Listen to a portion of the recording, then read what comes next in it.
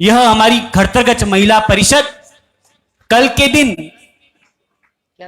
हमारे समक्ष 1 वर्ष का पूरा बयान बताएंगे कि हमने 1 वर्ष में क्या क्या किया और क्या करना है, वो हम कल सुनेंगे। अब जिसका हमें था इंतजार, वो घड़ी आ गई आ गई आ गई। अगली आवाज पूज्य गुरुदेव श्री की। संचालन करते समय कुछ कहने में, किसी शब्द के माध्यम से, किसी का नाम नहीं लेने में या किसी की प्रशंसा ज्यादा करने में कोई त्रुटि हुई हो तो मिच्छामि दुक्कडम। पूज्य गुरुदेव श्री। मंगल प्रार्थना। ऐसा विश्वास दिल में जमाते चलो,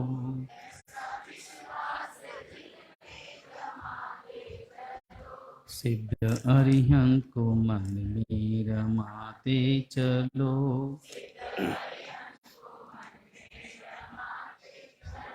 वक्त आवेगा ऐसा कभी न कभी,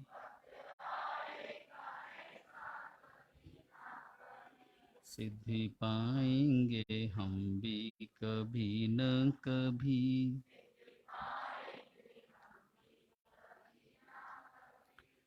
संयम पाएंगे हम भी कभी न कभी,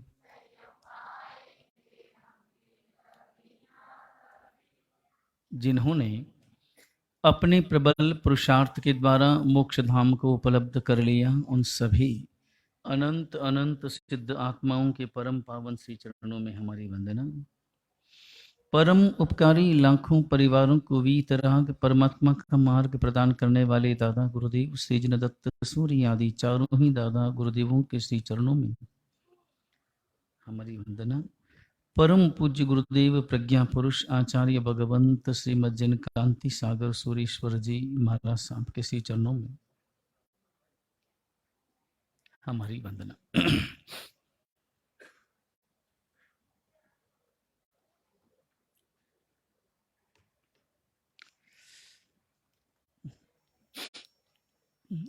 केयूप केएमपी का अधिवेशन और उसमें मुमुक्षु कुमारी श्रद्धा,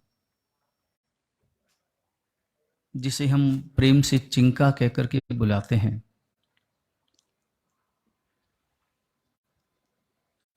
उसकी दीक्षा का शुभ मुहूर्त आज प्रदान करना है। समय काफी हो चुका है। हमने जो तय किया था कि अधिवेशन का पहला सत्र ठीक 12:30 बजे पूर्ण करना है और दूसरे सत्र का प्रारंभ 2 बजे करना है। केवल 1.5 घंटा आपके पास में था।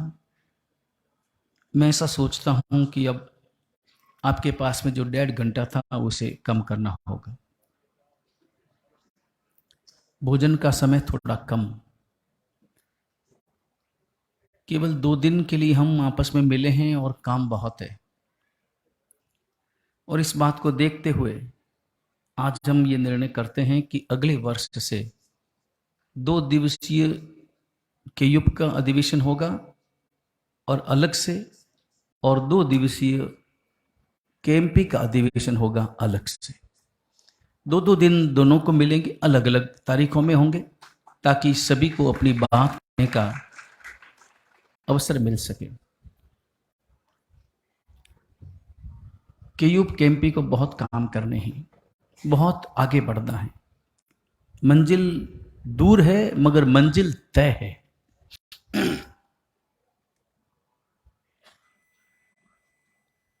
मंजिल हमेशा दूर होती है, लेकिन मंजिल तय होती है कि मंजिल क्या है।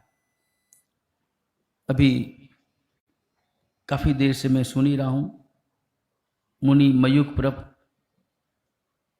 उत्साही, उल्लास और दबंग स्वरों में बोल रहा था। मेरे प्रति अतिशयोक्तियां थोड़ी ज्यादा ही थी। मैं तो खुद ही ढूंढ रहा था कि इन अतिशयोक्तियों में मैं हूं कहां। परिवर्तिनी श्री शशि प्रभा से जी महाराज ने केयूप और केएमपी को और ज्यादा उत्साह दिलाया। साध्वी रत्ना श्री मणि प्रभा से जी महाराज गच्छ के लिए उन्होंने आज बहुत सुंदर बात कही, मन बहुत प्रसन्न हुआ। उन्होंने कहा कि कितना अच्छा हो कि अपना संपूर्ण गच्छ एक ही आज्ञा में उपस्थित हों।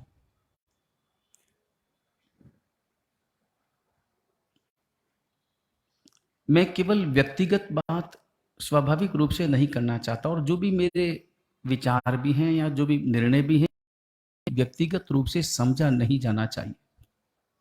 करेगा तो कोई व्यक्ति,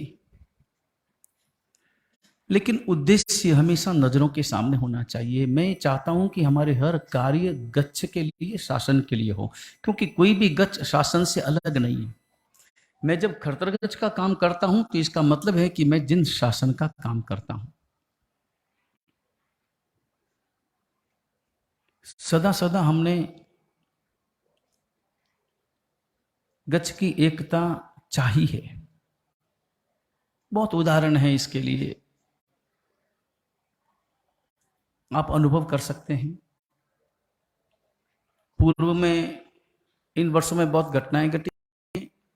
मैंने खरतरगच्छ को दीक्षा के बाद से लगातार अनुभव कर रहा हूं। विक्रम संवत 2030 में मेरी दीक्षा हुई और अभी विक्रम संवत 2079 चल रहा है। 49 वर्ष पूरे हो गए, 50वां वर्ष चल रहा है। इन वर्षों में मैंने खरतरगच्छ को एकदम बिल्कुल व्यवस्थित रूप से बड़े आनंद के साथ बहते बहते देखा है। मैंने जब दीक्षा ली तब गणाधीश हमारे हेमेंद्र सागर जी महाराज साहब थे। बहुत अच्छा उनका अनुशासन था। हालांकि अपने गच्छ में अनुशासन को अनुशासन कहना मुश्किल काम है। अनुशासन बहुत दूसरी चीज है। खरतरगच्छ में अनुशासन की हम कल्पना कम से कम वर्तमान में तो नहीं कर सकते। अनुशासन की व्याख्या बहुत अलग है, लेकिन कम से कम हम आपस में हिले मिलें, वो भी अपने आप में बहुत बड़ी बात है। हेमेंद्र सागर जी महाराज का अनुशासन देखा, उसके बाद में गणाधीश उदय सागर सूरी जी महाराज, फिर आचार्य उदय सागर सूरी जी महाराज, उनके महोदय सागर जी महाराज साहब, उसके बाद में कैलाश सागर जी महाराज साहब। मैंने इतनों के गच्छ नायकत्व को मैंने देखा है। बहुत लंबा समय स्वाभाविक रूप से रहा है। आपने ठेठ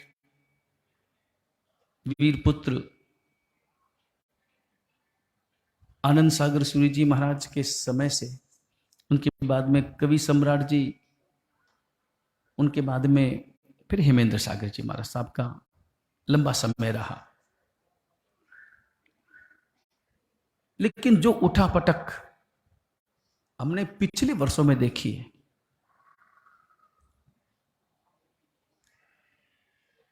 व्यवस्थित चल रहा था। ये उठापटक क्यों हुई, किस कारण हुई, मुश्किल काम है समझना। कोई उठापटक का कारण भी नहीं था, ऐसी कोई मजबूरियां नहीं थी कि हमें इस प्रकार का वातावरण निर्मित करना पड़े जिसमें हमारी परंपरा का भंग हो, हमारी मर्यादा के भी भंग हो, और पारस्परिक समन्वय और सामंजस्य का भी समापन हो। कोई कारण नहीं था ऐसा। अपना खरतरगच्छ बहुत दादा गुरुदेव की परम कृपा, दादा गुरुदेव की परम कृपा से सभी साधु साध्वी जी भगवंत अपने अपने स्थान पर इतनी जाहो जलाली, इतनी व्यवस्थित रूप से, और खरतरगच्छ की सब गच्छों में बहुत प्रशंसा थी कि खरतरगच्छ के साधु साध्वी जी भगवंतों का क्या व्याख्यान है, क्या उनका आचरण है, और क्या सभी गच्छों को साथ में लेकर चलने की उनकी अद्भुत मानसिकता है। लेकिन पिछले वर्षों में अपने गच्छ में हुई उठापटक को सभी गच्छ वालों ने बड़े आनंद के साथ में देखा।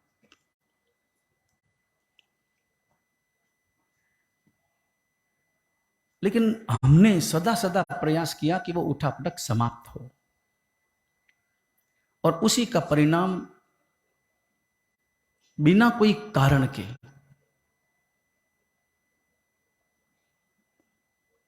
उसे उदारता कहना चाहिए। और मैं अपनी उदारता की प्रशंसा नहीं कर रहा हूं, मगर मैं अपनी उदारता की अभिव्यक्ति जरूर कर रहा हूं। अपनी उदारता की मैं प्रशंसा क्या करूं, लेकिन उसे उदारता ही कहना चाहिए।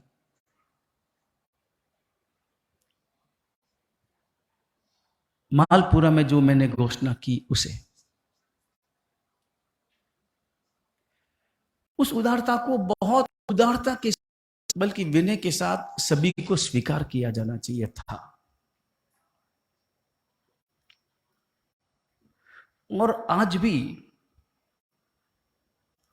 मेरा प्रयत्न सतत है।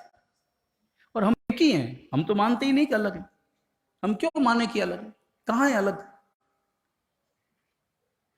और अलग है ऐसा मैंने, मेरे ख्याल से कोई प्रयत्न नहीं किया है।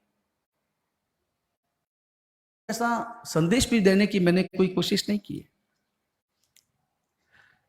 अगर एक संदेश के लिए अगर आप उसे माने तो अब सबसे बड़ी जो समस्या है अपने यहां पर, देखो आज खुली चर्चा हम करना चाहते हैं, बात निकली है तो हम खुली चर्चा करें। सब अपने ही बैठे हैं, कोई दूसरा नहीं है, और अपने भी बैठे हैं और सबको सब बातें पता है, छिपी हुई कुछ बात नहीं है,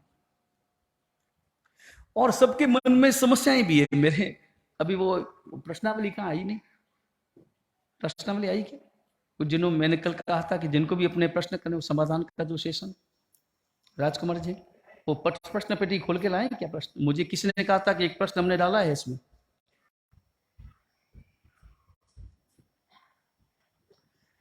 हमारे केयूप के सदस्यों में भी बहुत सारी इस प्रकार की समस्याएं हैं और प्रश्न हैं। सहस्राब्दी के संबंध में प्रश्न है,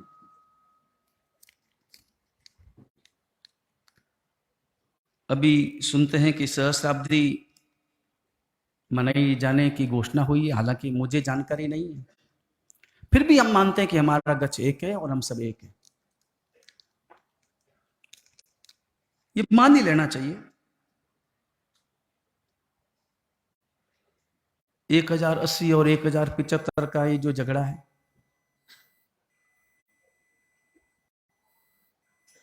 आखिर कहीं ना कहीं विवाद का अंत तो करना चाहिए ना। और विवाद का अंत कौन करेगा? विवाद का अंत मैं करूंगा, आप करेंगे, आप करेंगे, आप करेंगे, कौन करेंगे? और या तो एक बात कर लें, विवाद का अंत करने के जो तरीके हैं, उन तरीकों में 3 तरीके हैं जिससे विवादों का अंत होता है।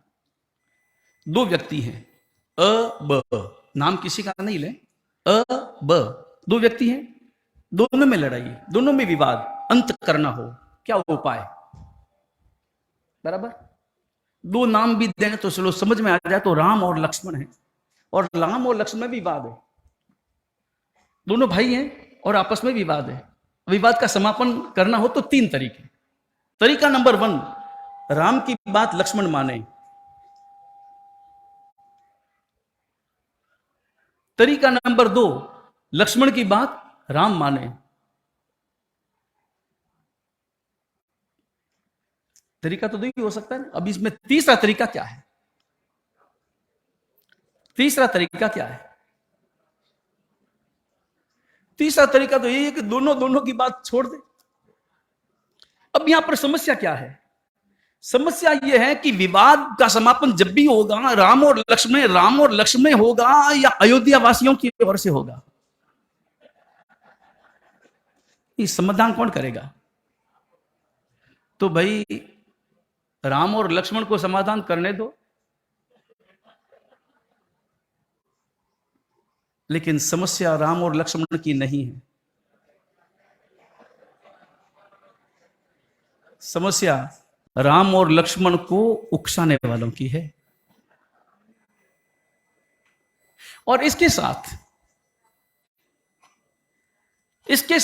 एक बात और, जब राम और लक्ष्मण के विवाद का आपको पता है तो कभी भी यह नहीं कहना चाहिए कि दोनों में विवाद है। सबको यह सोचना चाहिए कि विवाद क्यों है। यह कहना बहुत आसान है कि दोनों लड़ रहे हैं, यह कहना बहुत आसान है, मगर यह भी तो सोचा जाना चाहिए कि दोनों में से बात सही क्या है और गलत क्या है। यह भी तो सोचा जाना चाहिए। हमारी मुसीबत है कि हम जिन्हें अपना मानते हैं उनकी बात को ही सत्य मानते हैं, दूसरों की बात हमें सही मालूम नहीं पड़ती। अब या तो एक काम करो, मैं एक काम करता हूं, मैं सब छोड़ देता हूं, जो वो कहे वो हां, झंझट समाप्त, 1 सेकंड का काम। लेकिन ऐसा करना क्या भविष्य के लिए उचित होगा? भविष्य के लिए हम क्या परंपराएं छोड़ेंगे? केवल मुझे मेरा नहीं देखना है, मुझे भविष्य का भी तो देखना है। और एक बात तो ये सहस्त्राब्दी के संबंध में अभी तो समय नहीं है कि बहुत ज्यादा इसकी चर्चा कर सकूं, क्योंकि 1075 मेरा थोड़ी है, मैंने तो लिखा नहीं।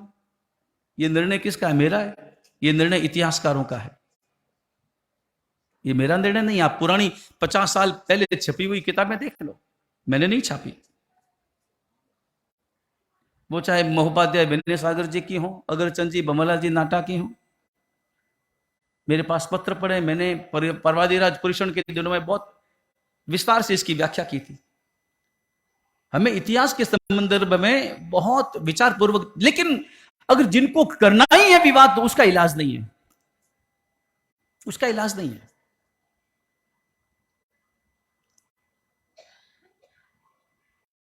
और अगर मान लो आपको सहस्त्राब्दी समारोह मनाना ही था तो कम से कम मुझसे चर्चा तो कर सकते थे, मुझसे बात करने की जरूरत नहीं थी।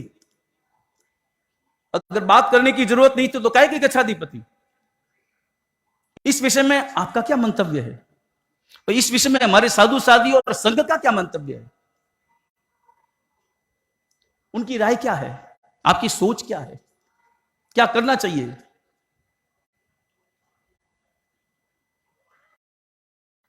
और एक दूसरी और समस्या 4 आचार्यों वाली है। अपने यहां पर तो एक ही आचार्य होता तो झंझट नहीं थी, आज दिन तक यही चलता आया। और मैंने हमेशा, मैं बहुत अपने हृदय में प्रसन्न हूं, मैं अपने निर्णय पर आज भी मैं अपने उस निर्णय को याद करता हूं। सब मुझसे बार बार निवेदन किया गया कि आप आचार्य पदवी ले लो। हमने कहा सवाल ही पैदा नहीं होता, बड़े बैठे हैं, अपनी परंपरा का त्याग हम नहीं करना चाहते, हम भविष्य के लिए क्या उदाहरण बनेंगे।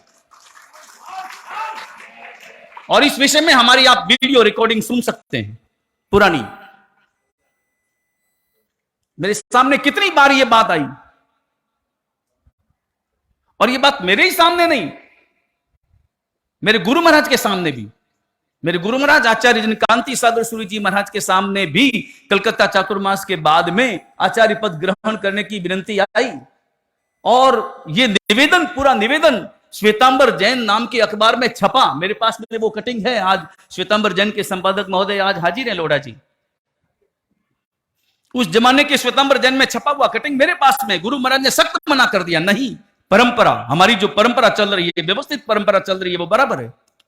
और एक बात और, मैं कभी भी ऐसा नहीं चाहता कि परंपरा में अगर कोई समस्या हो तो टूटे नहीं, कोई ऐतराज नहीं। परंपरा, कभी कभी ऐसा लगता है कि इस परंपरा को हमें बदलना है, हमें एक आचार्य नहीं चाहिए बल्कि और 10 चाहिए, तो आप बदलो। मगर बदलने के लिए आप कम से कम समस्त साधु साधियों की राय जरूर लो, ताकि एकता के साथ हम आगे बढ़े। हम अपनी मर्जी से, कोई भी अपनी मर्जी से परंपरा का भंग नहीं कर सकता।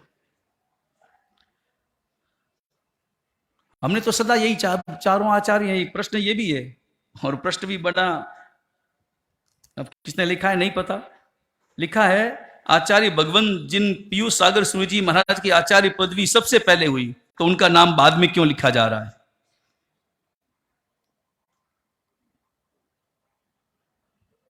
और अभी तो समस्या तो यही है ना, देखो अब अंदरूनी आप सबको मालूम है कि क्या वातावरण है ना। अब क्या समस्या है, देखो 4 आचार्य, कितने आचार्य हैं? अब 4 आचार्य बने, कैसे बने, क्या बने, उस पृष्ठभूमि में जाने से कोई लाभ नहीं है। वर्तमान में 4 आचार्य, मैं, मनु सूर्य जी भी हैं, पूर्णानंद भी हैं और पीयूष सागर जी, 4 आचार्य हैं। 4 आचार्यों के नाम में क्रम क्या होना चाहिए? जब कोई छपे तो, नहीं छपावे तो कोई समस्या नहीं। जयपुर में कोई समस्या नहीं, जयपुर वालों ने इसका हल अच्छा निकाला। जयपुर कर्तव्य ने कहा अपने 2 ही आचार्य बुलाना, झंझटी समाप्त। 4 को बुलाओ तो समस्या हो। हालांकि उन्होंने लिखा यही था कि समस्त साधु साध्वी जी भगवंतों के निश्रा में करेंगे, समस्त साधु साध्वी जी भगवंतों की उपस्थिति में करेंगे। लेकिन अब समस्या है तो समाधान तो करना चाहिए, समाधान निकालना चाहिए। 2 मिनट का समाधान नहीं है, 2 मिनट का समाधान नहीं है। आप समाधान क्या करना चाहते हैं? कोई आधार, मर्जी से मैं अपना समाधान नहीं कर सकता, कोई भी अपनी मर्जी से नहीं, मेरी इच्छा है मैं ऐसा करूं, नहीं कर सकता। लेकिन समाधान करने के लिए कोई ना कोई आधार चाहिए, और आधार तो हमारे पास में केवल शास्त्रों का है, और तो दूसरा आधार क्या, आधार क्या होगा? मैं किस आधार पर चलूंगा? मुझे शास्त्रों के आधार पर चलना होगा। तो शास्त्र क्या कहते हैं? शास्त्रकार भगवंत कहते हैं जब समान पद हो, जब समान पद हो।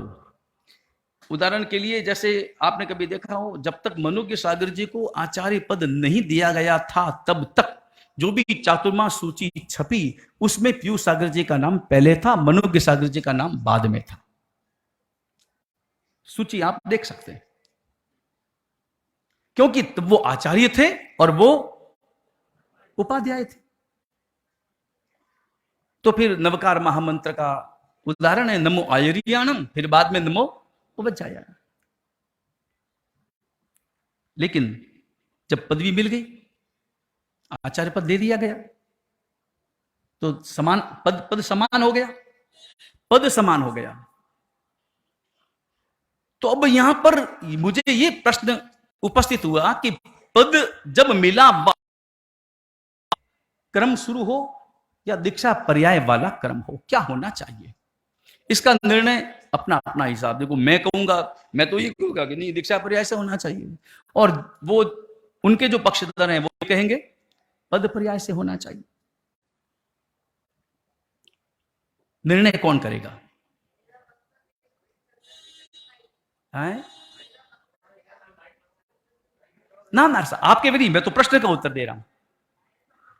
नहीं मार साहब, मैं तो प्रश्न का उत्तर दे रहा हूं, आपके प्रश्न का नहीं।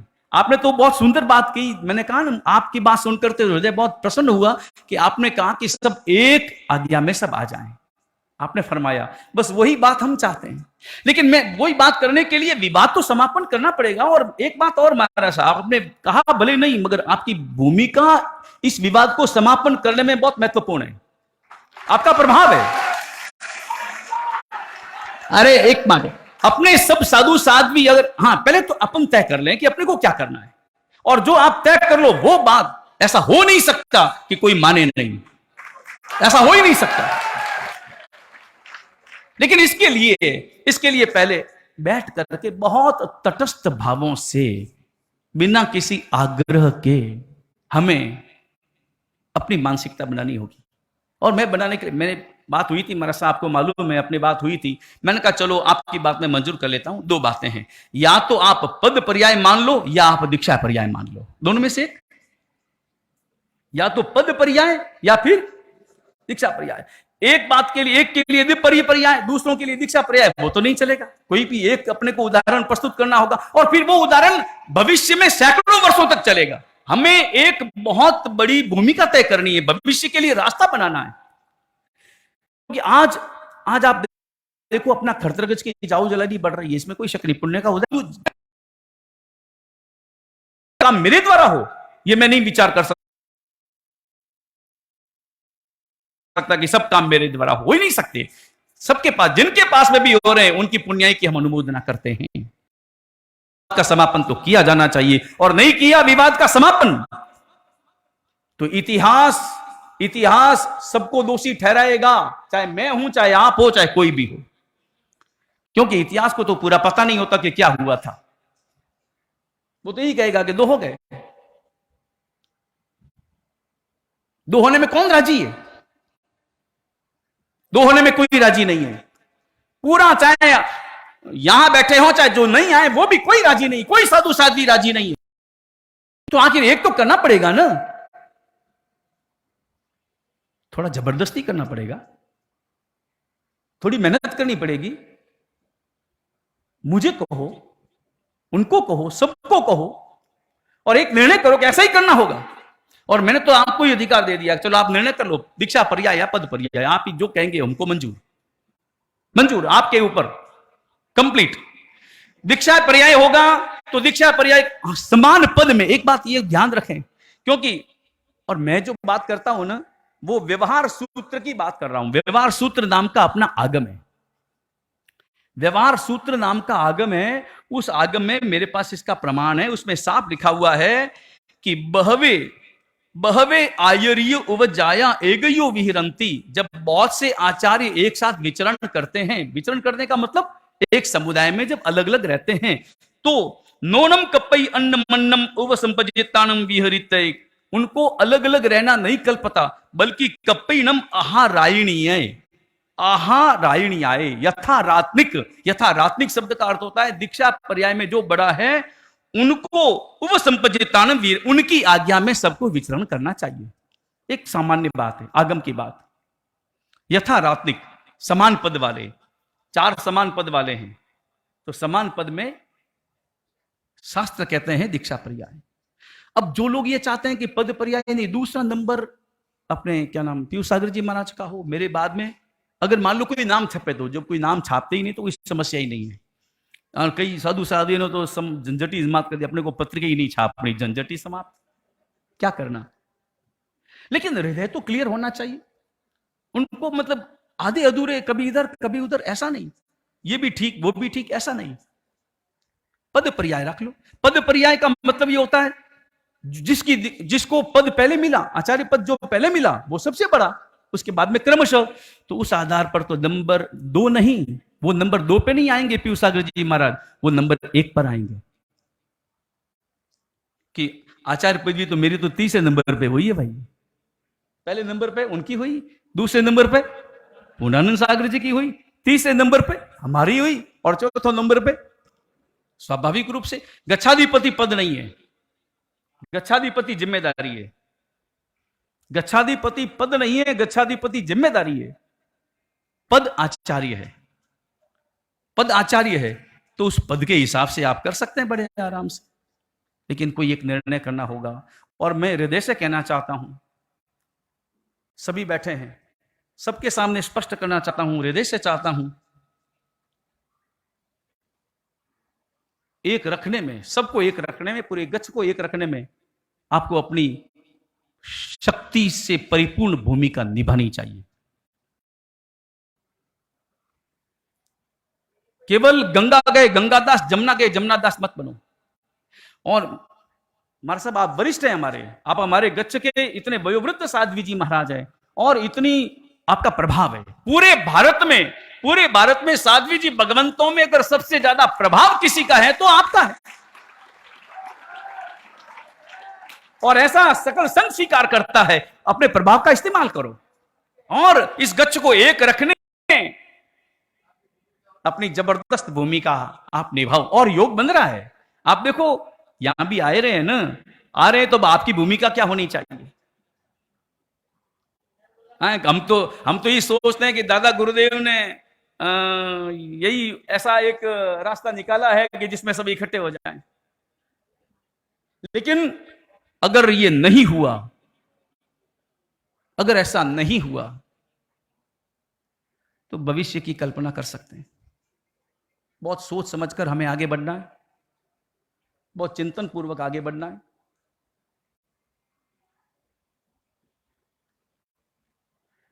तभी हम अपने गच्छ को और ज्यादा ऊंचाइयों पे ले जा सकेंगे। और एक बात कहूं, आप बुरा न माने तो, हाँ, बुरा न माने तो कहूं, आपको नहीं, मरसा को।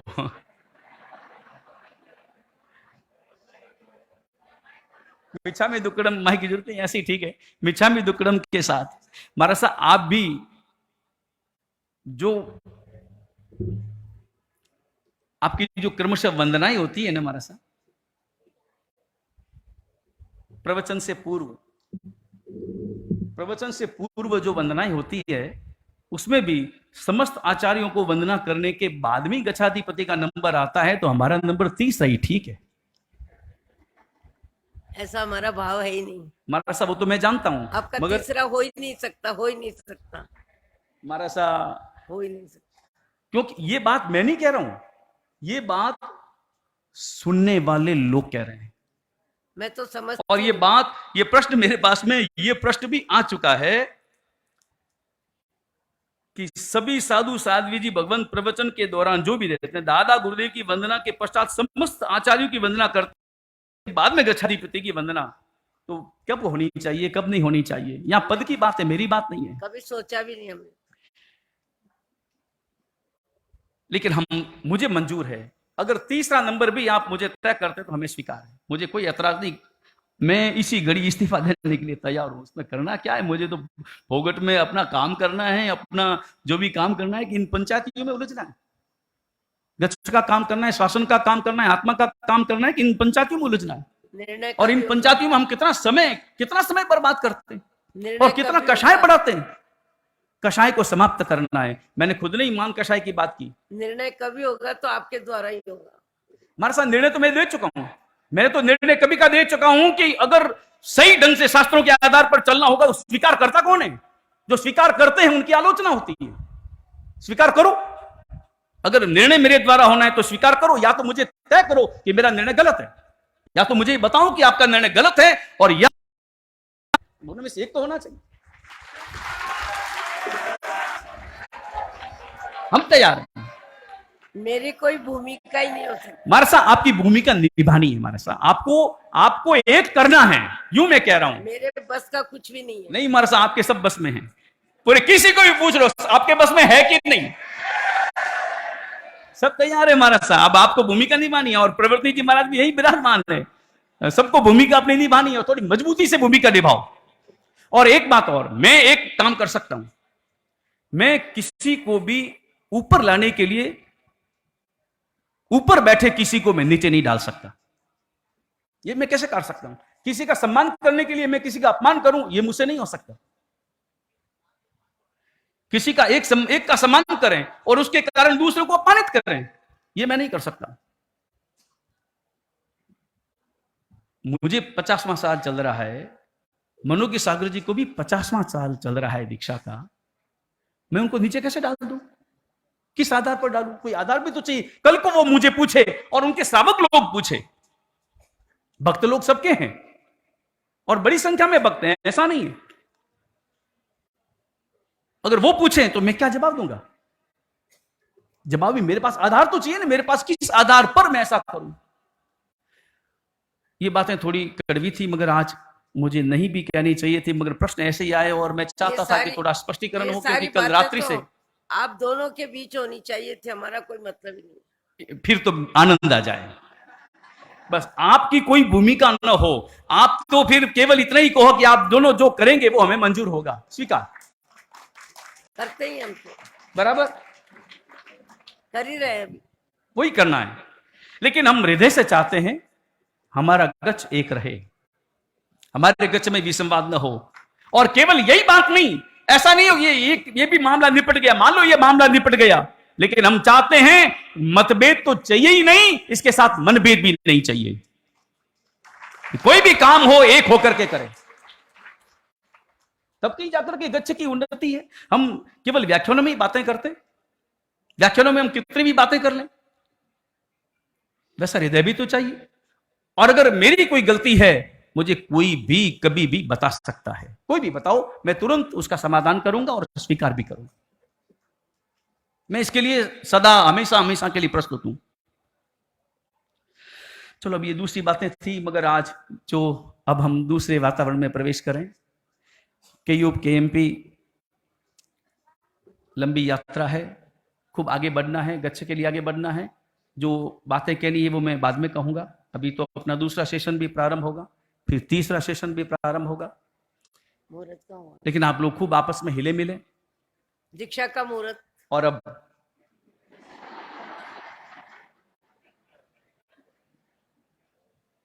कुमारी श्रद्धा इंतजार कर रही है। कुमारी श्रद्धा के हमने भाव देखे। कुमारी श्रद्धा को तो स्वाभाविक रूप से मैं बचपन से देख रहा हूं, और मुझे गौरव भी है कि जिस परिवार में जन्म हुआ उस परिवार की यह छठी दीक्षा होने जा रही है। हालांकि रिश्ते में मयूख प्रभ भी लगता है, उनके रिश्ते में लगता है, ननियाल पक्ष में लगता है? मासी के लड़के हैं, बराबर। यूं मानो तो सातवीं हो गई।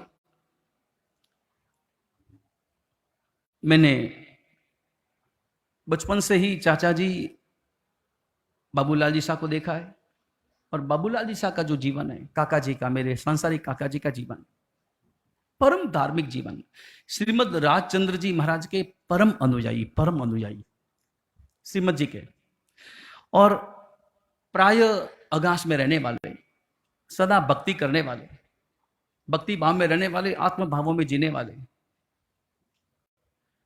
निष्प्रिय व्यक्तित्व, मोह नहीं, ममत्व नहीं, ऐसा निष्प्रिय परम धार्मिक व्यक्तित्व हमारे चाचा जी बाबूलाल जी का जीवन।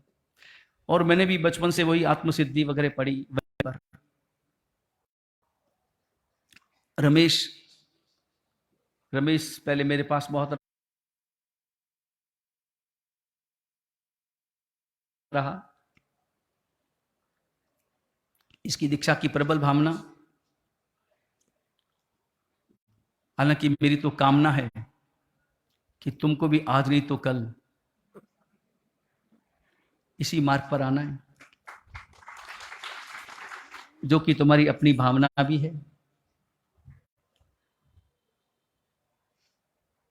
श्रद्धा इस परिपक्व उम्र में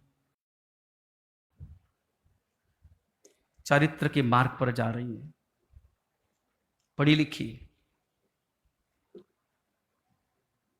और पिछले 2-3 वर्षों से तो पर्वादिराज पुरुषन की आराधना कराने के लिए भी जाता। इस वर्ष भी इरोड गई, इस वर्ष इरोड, गत वर्ष भिवंडी पर्युषण, पर्वादिराज पुरुषन की आराधना करवाई, और क्या वहां पर उसने बिना कल्पसूत्र को देखे पूरे कल्पसूत्र का वांचन किया, समझकर, और बहुत अच्छी तरह से समझाया। भिवंडी वालों ने मुझे कहा, इरोड वालों ने मुझे कहा कि बहुत अच्छा इसने आराधना करवाई।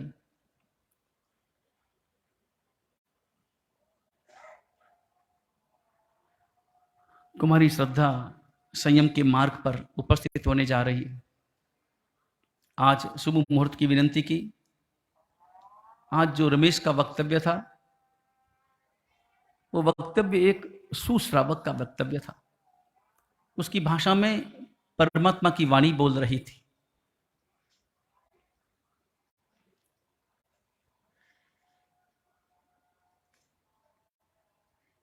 श्रद्धा की मम्मी से बात करना दीक्षा की मतलब बहुत बड़ी बात, सामान्य बात नहीं, लेकिन उन्होंने भी स्वीकृति दी। अपने आप में जितनी अनुमोदना की जाए उतनी कम है।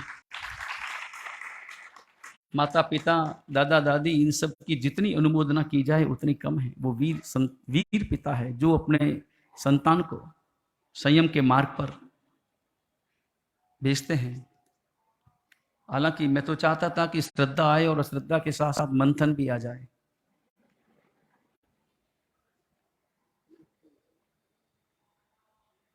लेकिन पता नहीं चलता कि कब जीवन में क्या उदय में। अभी क्या अनुमोदना चल रही है, मुझे कल ही बताया था।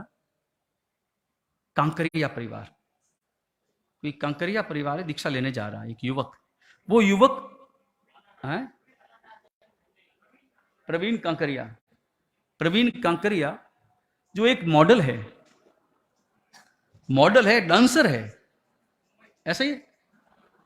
हाँ, और जो एकदम फिल्मी दुनिया में जीता है, फिल्मी दुनिया में जीता है, और फिल्मी दुनिया में क्या क्या होता है अपन सोच सकते हैं, और अचानक उसके जीवन में यू टर्न आया और दीक्षा के मार्ग पर, संयम के मार्ग पर, क्या परमात्मा की वाणी है, क्या जिन शासन है, जितनी अनुमोदना की जाए उतनी कम है। तो जीवन में कब यू टर्न आता है कोई पता नहीं चलता।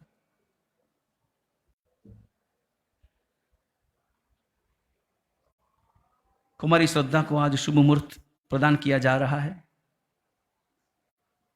जयपुर संघ ने भी विनंती की है, जयपुर संघ की विनंती का भी मान रखना है। और एक बात बीच में, यहां जो जिन मंदिर बन रहा है, साध्वी रत्ना श्री मणिप्रभा श्री जी महाराज साहब की प्रेरणा से जो अद्भुत जिन मंदिर का निर्माण होने जा रहा है, प्रतिष्ठा 11 दिसंबर को है।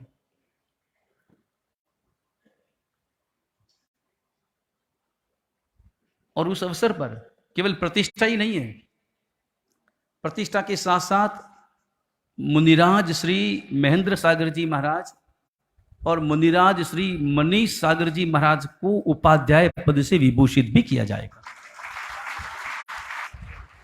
ये घोषणा पहले हो चुकी।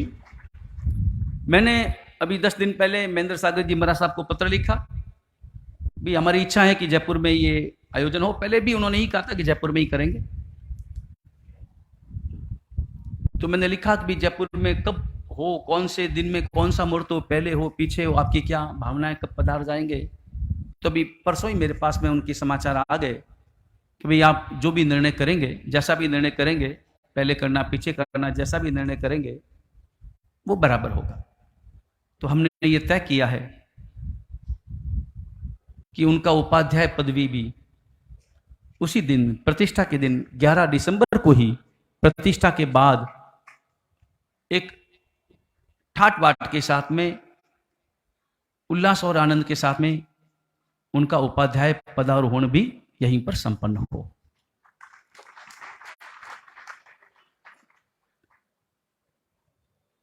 जिन मंदिर बना है, आप लोग सभी मंदिर के दर्शन अवश्य में करना। प्रकाश जी साहब लोड़ा ने मुझे कहा है कि आप प्रेरणा भी देना और मंदिर के दर्शन भी करना। और एक और यहाँ अनूठा लाभ भी, जिनको भी लाभ लेना हो वो अवश्य में ज्यादा से ज्यादा लाभ लें। दादावाड़ी जो यहाँ पर विराजमान होने जा रही है, जिसमें 3 प्रतिमाएं दादा गुरुदेव की, उसमें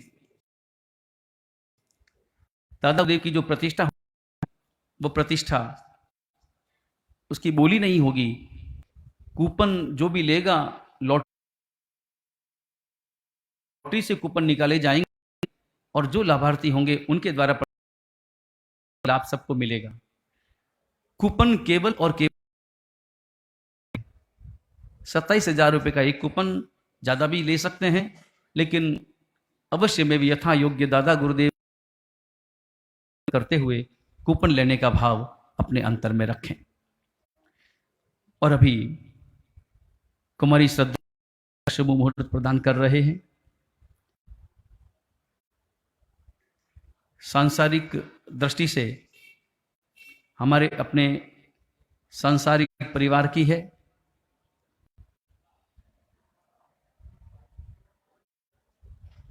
उसकी भावनाओं और परिवार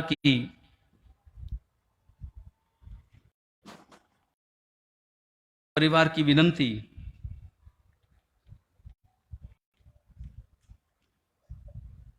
को स्वीकार करते हुए अभी सकल श्री संघ की साक्षी से, साधु साध्वी जी भगवंतों की साक्षी से भागवती दीक्षा का शुभ मुहूर्त अभी घोषित किया जा रहा है। और इस मुहूर्त की घोषणा के बाद में इस सत्र का समापन होगा और उसके बाद में आप 1 घंटे के बाद में आपको वापस यहीं पर पधार जाना है। 2 बजे के स्थान पर ठीक 2:30 बजे अपना यह सत्र प्रारंभ होगा। अपना अनुशासन ध्यान रखें, कोई भी इधर उधर न जाएं, शहर में घूमने न जाएं, सभी यहीं पर पधारें। ठीक 2:30 बजे 2 दिन के लिए हम आए जिस काम के लिए, वही काम हमारा होना चाहिए। आज युवा परिषद का अधिवेशन और कल महिला परिषद का अधिवेशन। कुमारी श्रद्धा और सीमांसा बाबूलाल जी शाह लुंकड़ परिवार आगे पधारें, उन्हें अब शुभ मुहूर्त प्रदान किया जाएगा। कुमारी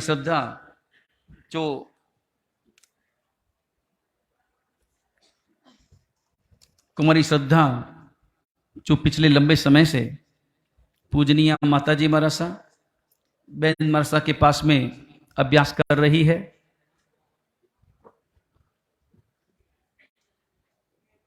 चातुर्मास भी उनका साथी था। हाँ, एक मिनट के बाद चातुर्मास भी हमारा यहीं पर था। मरासा की बहुत भावना भी थी कि बहन मरासा यहीं हो, लेकिन माताजी महाराज का स्वास्थ्य अनुकूल न होने के कारण से नहीं पधार पाए।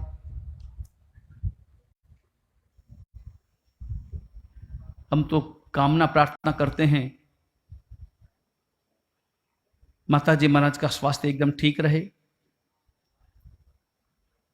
यहाँ पर अभी मुहूर्त प्रदान करने के अवसर पर माताजी मरासा बहन मरासा यहाँ नहीं है, बाड़मेर है, और नीलांजना उदयपुर है, मनित नंदुरबार है।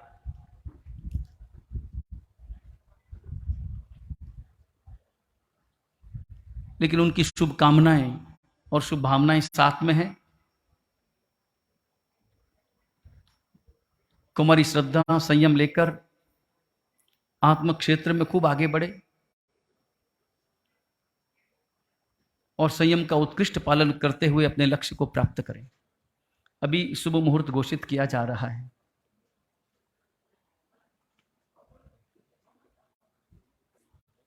हालेलुया जी।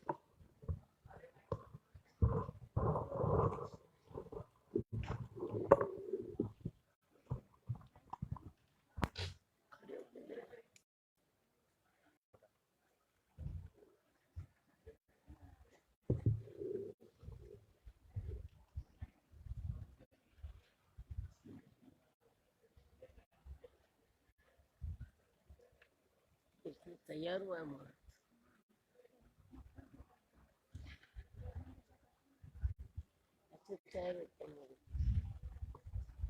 अभी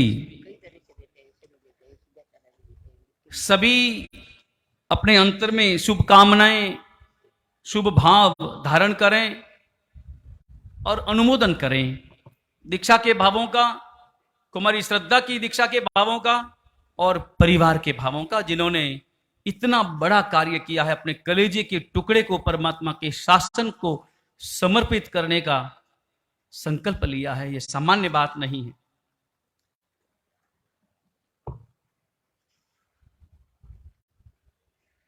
श्री वर्धमानाय नमः, लब्धि निधानाय श्री गौतम स्वामिने नमः। दादा गुरुदेव श्री जिनदत्त कुशल सूरी सदगुरुभ्यो नमः। पूज्य गणनायक श्री सुख सागर सदगुरुभ्यो नमः। भागवती प्रव्रजोत्सव शुभ मुहूर्त पत्रम मौकलसर निवासी श्रावक प्रवर श्री बाबूलाल जी सा सौभाग्यवती कमेवी लुंकत्री, श्रावक प्रवर रमेश कुमार मधुदेवी लुंकड़ की सुपुत्री परम वैराग्यवती कुमारी श्रद्धा लुंकड़ का दीक्षा शुभ मुहूर्त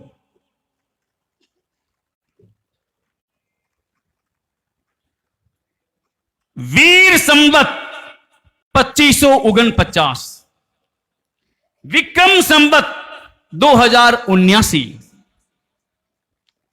खड़तर संवत 1004 पौष मासे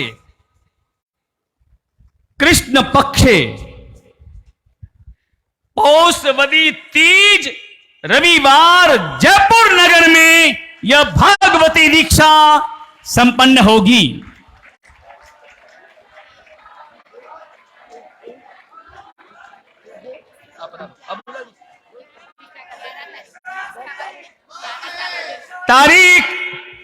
तारीख हाँ भी मैं तारीख 11 दिसंबर 2022 जयपुर नगर के इस इस ऐतिहासिक प्रतिष्ठा महोत्सव, इस ऐतिहासिक जिन मंदिर के प्रतिष्ठा महोत्सव के साथ प्रतिष्ठा, उपाध्याय पद और भागवती दीक्षा भी उसी दिन संपन्न होगी। जय जयकार, जय जयकार, जिन शासन की जय जयकार, जय जयकार, जय जयकार, जिन शासन की जय जयकार, जीना पावन पगला। और एक बात और, मिच्छामि दुक्कडम के साथ मेरे बोलने में हो सकता है कि थोड़ा शब्दों में थोड़ी तेजी आ गई हो, तलखी आ गई हो, तो जो भी मेरे शब्दों में जरा सी भी ठेस पहुंची हो तो मैं हृदय से क्षमा याचना करता हूं। मिच्छामि दुक्कडम। गुरुवंदन। सामूहिक गुरुवंदन। इच्छामि खमा समणो वंदे ओम जावणी जाय निसीयाय मध्येन वंदामि। इच्छामि खमा समणो वंदे ओम जावणी जाय निसीयाय मध्येन वंदामि।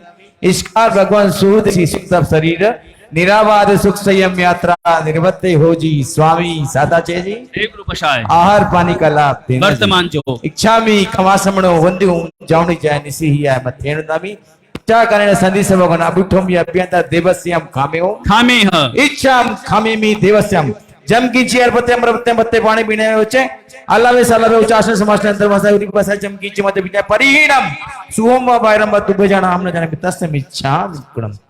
इच्छामि खमा समणो बात का- वंदे जाने जाने सिया सर मिला के एक बात का ध्यान रखें, अभी जब भोजन करें तो मौन के साथ में करें और जूठा नहीं छोड़ने का तो संकल्प ऑलरेडी है ही। इसके साथ ध्यान दें, कूपन में जिन्होंने लाभ लिया है, पानीबाई आस करण जी बंसाली रायपुर, मोतीचंद जी नरेंद्र जी